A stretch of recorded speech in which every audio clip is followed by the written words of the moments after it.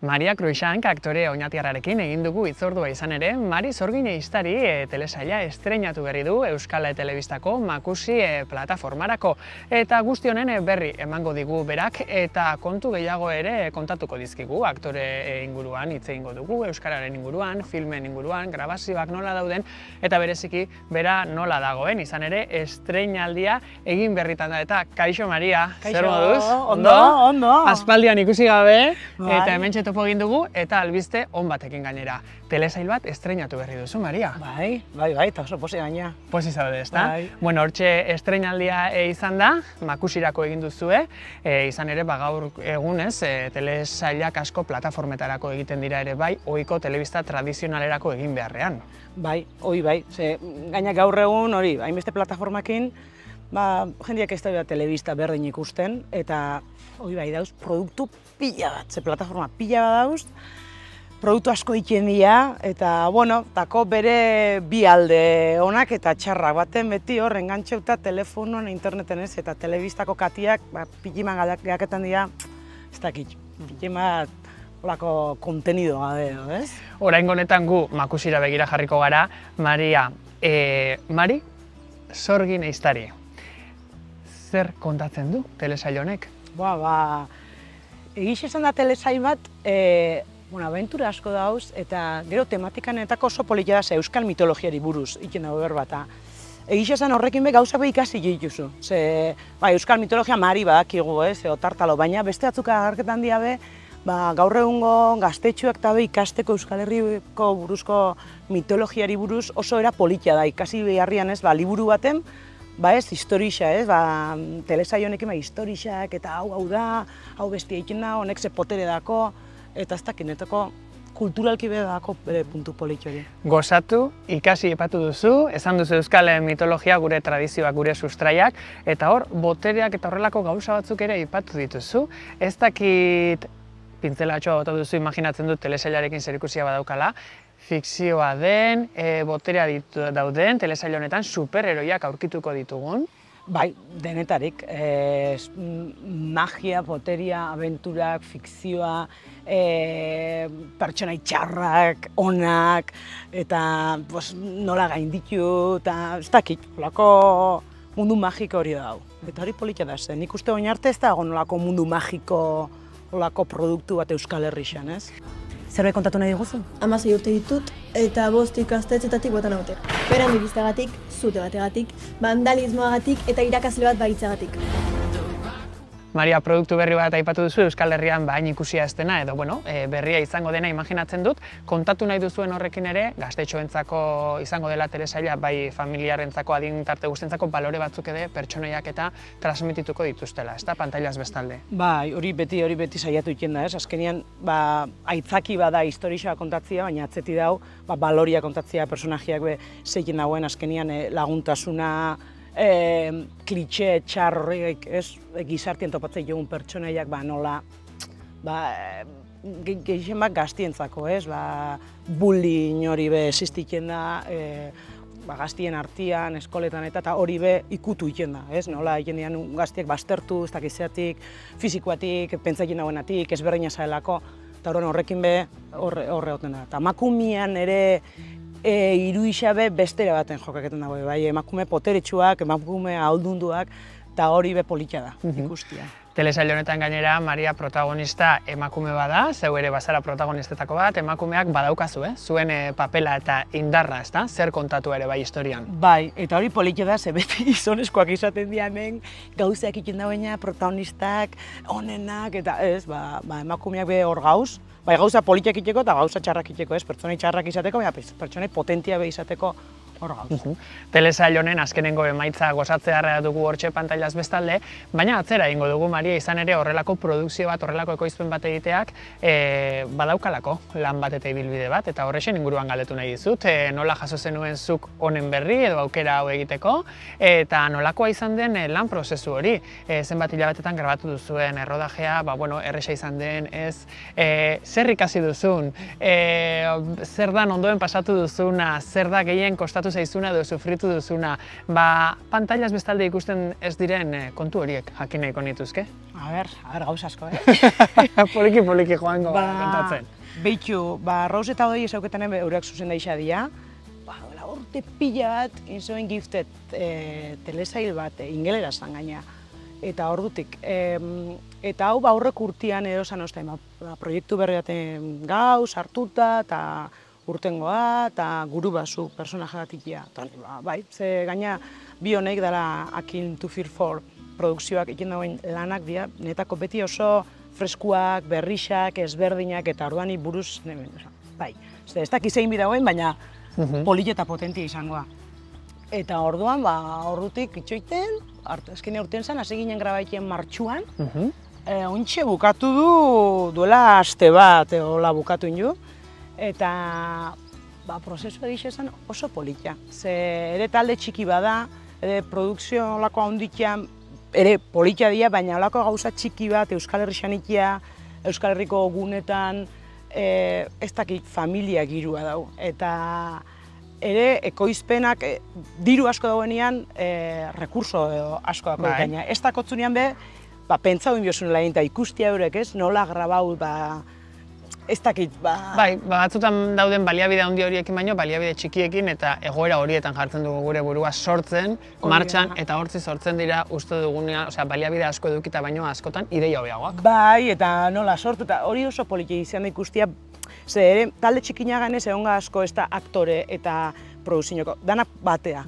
Orduan, dana batea bebizi dozu, eta politia da, ze barruan eta kanpoan zauz, ez? Pantaila aurrian eta pantaila atzian ikusten gertaketan den gauzak, arazua bebai, eta nola konpondu, orduan, ez dakit, oso giro politi izan da. Oso giro polita, gustura zaude, Maria, eta aipatu dugu plataforma baterako telesaila dela. Izan ere, honen inguruan ere galdetu nahi dizuzuk aktore bezala esperientzia luzea badaukazulako, ez? Agian, hemen Debagoienan eta Euskal Herri mailan eta Euskal Herritik kanpore askok Goen kaletik ezagutzen zaituzte, ezagun egin zinen bertan, boom hori ere bai, ez? Nola jasatzen duzun, herri txiki baten bizi, Oñatin, eta gero, egun batetik bestera ezaguna zara kalean, hori eramatea ere ez da erraxa izaten, hortik lan gehiago egin dituzu, maila nazionalean filmeak denetik, ez dakit nola ikusten duzun, horrelako ikusentzunezkoen mundu honen ibilbide hau, lehen, orain? Nik uste lehen askoz gehiago produzitzen zela, gehiago bat hori, plataforma honek ez zeusen, teetian garaixa behaz izan, hor, kateak, eta nik uste lehen askoz gehiago fikzioa behintzat gehiago egiten zen.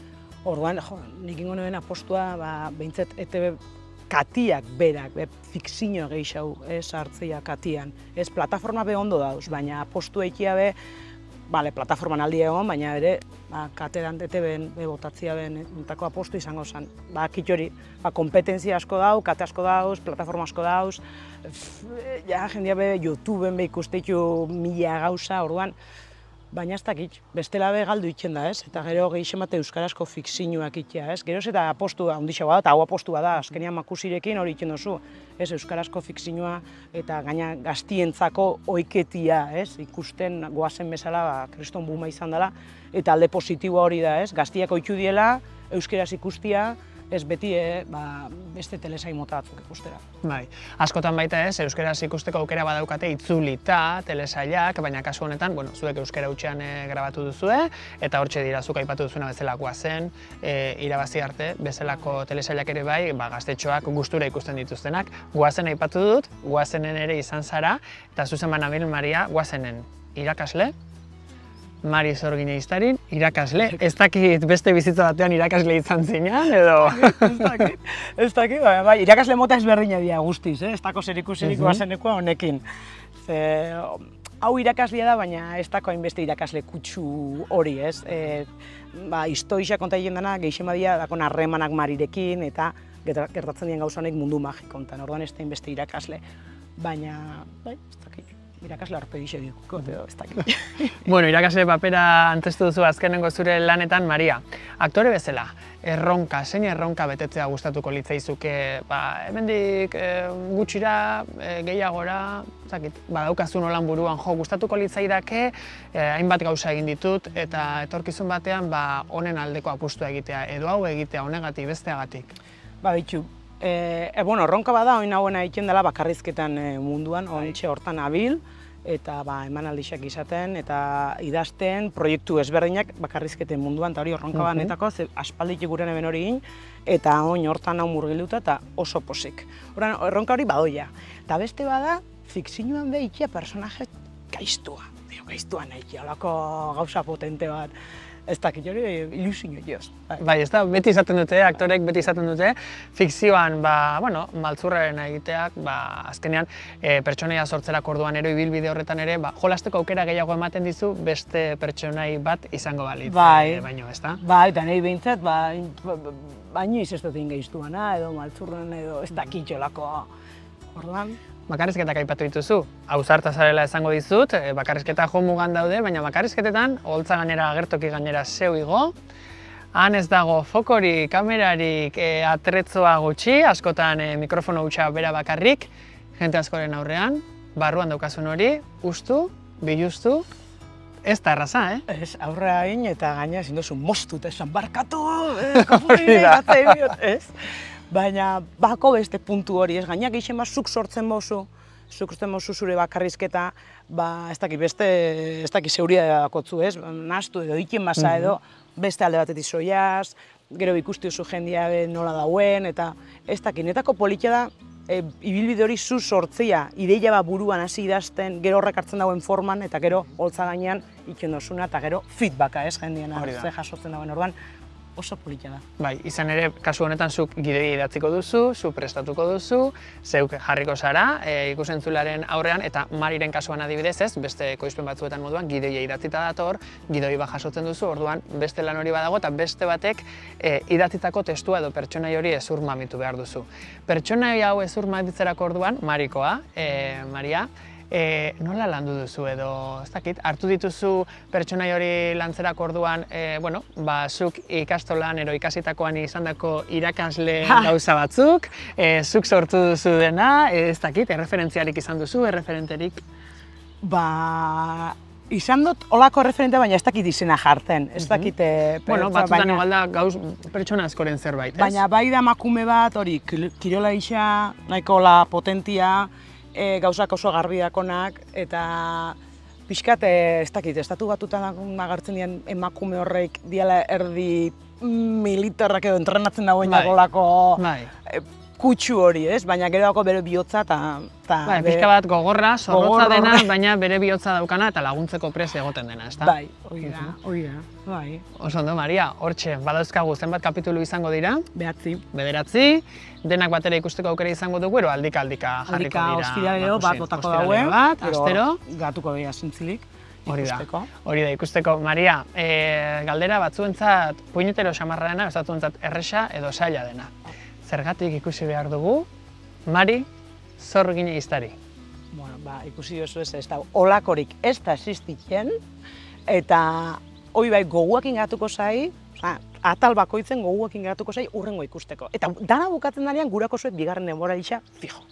Hortxe, hortzak luze jarri dizkigu Mariak, estreinatu berri da, denok pantailaz bestalde gozatuko dugu, Maria eskerrik asko, gurekin tartetxo eduki, eta pixka bat Mariren ingurukoak eta beste aldekoak ere kontatzearen, zorte hon, ogibide honetan esaten dena moduan, kakazar pila bat, eta seguru nago, hortxe, barrua biluzten duzen horretan, lehenengo lerroan geu egongo garela, zeure bakarrizketan txalo egiteko. Eskerrik asko, Maria. Mi esker zuei, mi esker.